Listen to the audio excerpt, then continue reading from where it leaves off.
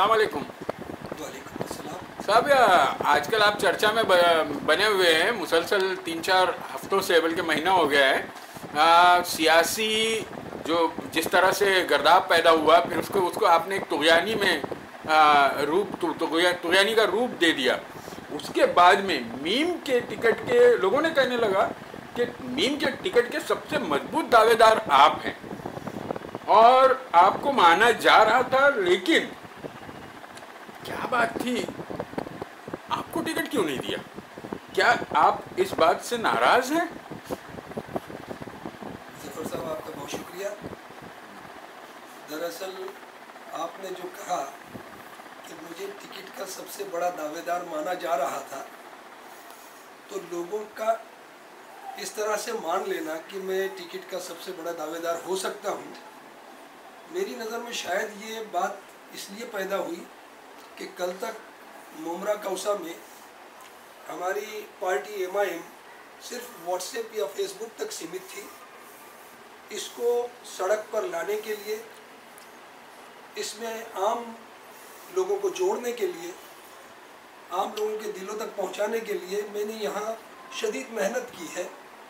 और इस मेहनत को देखते हुए मैं पिछले 17 साल से एक अखबार का एडिटर हूँ और बेबाक कलम के लिए माना जाता हूँ। मैंने मुमरा शहर के मसाइल को लेकर 14 बड़े आंदोलन किए हैं, वगैरह वगैरह। जो मेरी सामाजिक यहाँ पर छवि है, मददगार फाउंडेशन के ज़रिए, यंग मुमरा सोशल ग्रुप के ज़रिए, रिक्शा चालक मालक के ज़रिए, तो मुमकिन है कि मेरे साथ जो नाम और जो मेरे काम और जो मेरा एक इमेज लोगों के दिमाग में बना हुआ है कि मैं हक़गो हूँ, मैं बेबाक हूँ, प्रशासन से पंगा ले सकता हूँ और कौम मुस्लिम से मोहब्बत रखता हूँ, इन तमाम चीज़ों ने मुमकिन है कि एक माहौल ऐसा बनाया हो कि लोगों ने मुझे टिकट का सबसे बड़ा दावेदार समझ लिया। लेकिन मैं आपको ये बता दूं कि पार्टी जब किसी को टिकट देती है तो और भी बहुत सारी बातें उनकी निगाह में होती हैं।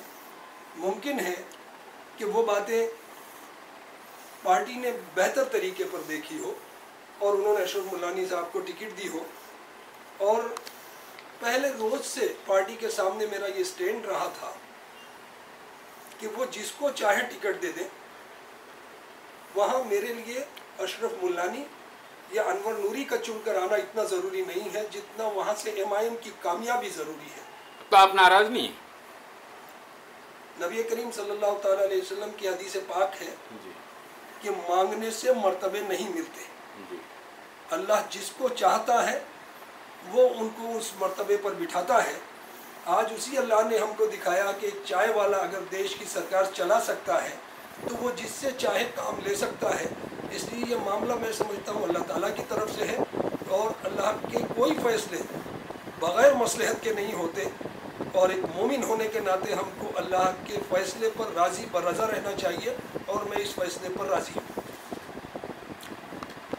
अब यहाँ तो ये आपने वजाहत कर दी कि आप नाराज़ नहीं, आप राज़ी हैं। तो क्या वजह है आप 29 सितंबर को जब अकबर ओवैसी साहब शेर मिल्लत, हबीब मिल्लत मुमरा आए तो आप उनके स्टेज पर नज़र नहीं आए? ये कैसी मोहब्बत का दावा है? जी, पहले तो मैं ये क्लियर कर दूं कि वो 29 नहीं 27 तारीख को यहाँ आए थे। अच्छा जी, हम लोग दानिस्ता कहते हैं जी। साथ ही क्या आपको याद है? जी नहीं, मुझे याद है और उस दिन का तो मैं इंतज़ार कर रहा था। हाँ। क्योंकि MIM जब यहाँ मुमरा में लोग जानते नहीं थे, तब मैंने जाके हबीब मिल्लत जनाब अकबर ओवैसी साहब को दावत दी थी मुमरा आने की और वो मुमरा तशरीफ़ लाए। उन्होंने यहाँ के लोगों के साथ अपना इफ्तार किया और उसके बाद मैंने अपने अखबार में लिखा कि टाइगर ने निभाया अपना वादा। तो वो दिन जबकि उनको पहली बार मैंने मुमरा आने की दावत दी, तब से मेरा ये अरमान था कि वो मुमरा तशरीफ़ लाए, मुमरा के लोगों में मजलिस के लिए वो मोहब्बत पैदा करें, कौम के लिए वो गैरत ईमानी का जज्बा पैदा करें कि हम जो बरसों से यहाँ अपने आप को दबा कुचला महसूस करते हैं, गैरों के ग़ुलाम महसूस करते हैं, इस ग़ुलामी से हमें निकाले, मुसलमानों को सर उठाकर जीने की, एक नई ज़िंदगी आगाज़ करने की, एक नई जंग को जीतने की हमें राह बताएं। और उस शेर दिल इंसान ने मुमरा 27 तारीख को यहाँ तशरीफ़ लाकर और यहाँ के लोगों से ख़िताब करके मुमरा वालों पर एक बड़ा एहसान किया है। लेकिन जहाँ आप تاریخ بھول گئے کہ وہ 29 تاریخ تھی. آپ کو بتا دوں کہ وہ 27 تاریخ تھی اور سنیچر کا دن تھا.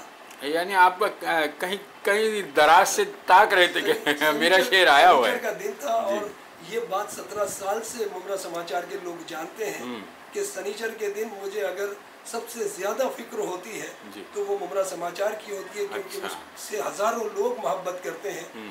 اور میں نہیں چاہتا تھا اسے میری مجبوری کہہ لیں یا میری بدنصیبی کہہ لیں کہ اس روز جو ہے میں دونوں معاملات کو اس طرح سے ایک طرح ہینڈل نہیں کر سکا, غلط ملت نہیں کرنا کہ اخبار کو یا تو میں نظر انداز کر جاتا, تو کہیں میری یہ آپ اس کو بدنصیبی بھی کہہ سکتے ہیں کہ میں لوگوں تک پہنچنے کی کوشش کر رہا تھا اور میرا پارٹی کا لیڈر, میرا آئیڈیل ممرا والوں سے.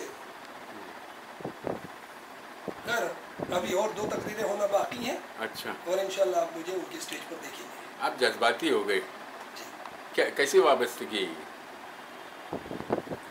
دراصل میں نے جہاں تک اسد الدین اویسی صاحب اور اکبر الدین اویسی صاحب کو قریب سے دیکھا ہے جی, اور جس طریقے سے انہیں اپنی جھولی پسار کر مسلمانوں کے اتحاد کی بھیک مانگتے ہوئے, خیرات مانگتے ہوئے دیکھا ہے,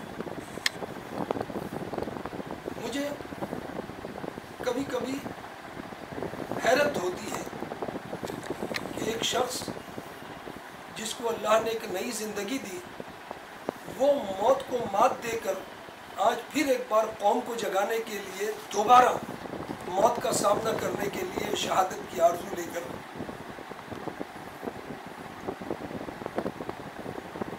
اپنا گھر, اپنا شہر, اپنا اسٹیٹ چھوڑ کر مہاراشٹر کی گلیوں میں پھر رہا ہے. اب بھی اگر ہم اس کی پکار کو, اس کے درد کو, اس کی تڑپ کو جو مسلمانوں کے لیے اس کے دل میں ہے کہ صرف میرا مومن بھائی سر اٹھا کر فخر سے جی سکے, اپنے غیرت ایمانی کے غرور کے ساتھ جی سکے, میں سمجھتا ہوں انشاءاللہ یہ تڑپ مسلمانوں کے دل تک پہنچے گی. اور 15 تاریخ کو الیکشن میں مسلمان اس کا بہترین جواب جس طرح سے وہ مانگتے ہیں, نعرہ تکبیر کہہ کر اللہ اکبر کے ذریعے وہ مانگتے ہیں, اب یہ جواب جو ہے 15 تاریخ کو پتنگ کے نشان پر ووٹ ڈال کر انشاءاللہ مسلمان ان کے اس تڑپ کا جواب ضرور ان کو دے گا. صاحب یہ غیرت ایمانی کا ابھی آپ نے تذکرہ کیا, آپ غیرت ایمانی کو لے کر چرچا میں کسی کانگریسی کو آپ نے جو ہے غیرت ایمانی کا احساس دلایا؟ صاحب دیکھیے یہ ایمانی غیرت یہ ہے کہ میرا کون سر, سے کانگریسی؟ میرا سر جی میرے اللہ کے سوا جی کسی اور کے سامنے نہ جھکے. جی ایمان ہمیں یہی تعلیم دیتا ہے, 5 وقت نماز ہمیں یہی تعلیم دیتی ہے کہ سر جھکانے کے لیے ایک ہی در ہے. جو لوگ غیروں کے سامنے, اس لیے کہ کانگریس سے ہم نے دنیا بھر کے یہاں سے مسلمان نیتا بھیجے, آپ دیکھ لیں کہ اسمبلی میں کانگریس کے کتنے نیتا رہے یہ 5 سال, لیکن وہاں جانے کے بعد نہ کبھی ہمارے مسلمانوں کے سلاٹر ہاؤس پہ کوئی بات ہوتی ہے, نہ ہمارے قبرستان پر کوئی بات ہوتی ہے. وہ کیوں بھول جاتے ہیں وہاں جا کر کہ وہ ایک مسلمان بھی ہے, اور مسلمانوں نے ایک امید کے ساتھ ان کو وہاں بھیجا ہے کہ تم ہمارے مسائل وہاں پیش کرو گے. وہاں جا کر ان کی چپی یہ ثابت کرتی ہے کہ ان کے اندر وہ ایمانی غیرت مر چکی ہے. اور ہم نے کانگریس کو لگاتار 60 سالوں میں سپورٹ کر کے اپنا بھروسہ اس کو دیا, اس کے بدلے میں ہمیں کانگریس نے کیا دیا؟ ہم کو مودی دیا اور مودی کو اپنی سرکار دی.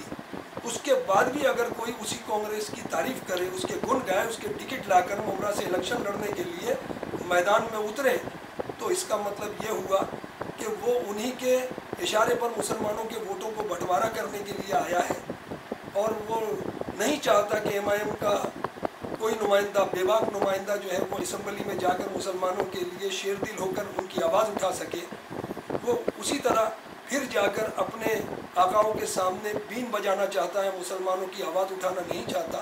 اس لیے میں نے جو ہے وہ یہاں سے کانگریس کا جن کو ٹکٹ ملا ہے, یاسین صاحب کو میں نے آواز دی ہے کہ یہ آپ کی غیرت کیسے گوارا کر سکتی ہے کہ جس کانگریس نے مسلمانوں کو ہمیشہ تباہ کیا, جس کے راج میں اللہ کا گھر توڑ دیا گیا، جس کے راج میں عشرت جہاں کو گولی مار دی گئی اور آج تک کہ اس کے آروپی پکڑے نہیں جا سکے، جس کانگریس نے ہمیشہ مسلمانوں کو صرف ووٹ بینک کی طرح استعمال کیا، اس کانگریس سے ٹکٹ لیتے وقت آپ کو یہ غیرت نہیں آئی کہ اگر میں نے یہ ٹکٹ لے لیا اور میں میدان میں اتر گیا تو میں کامیاب ہوں گا یا نہ ہوں گا؟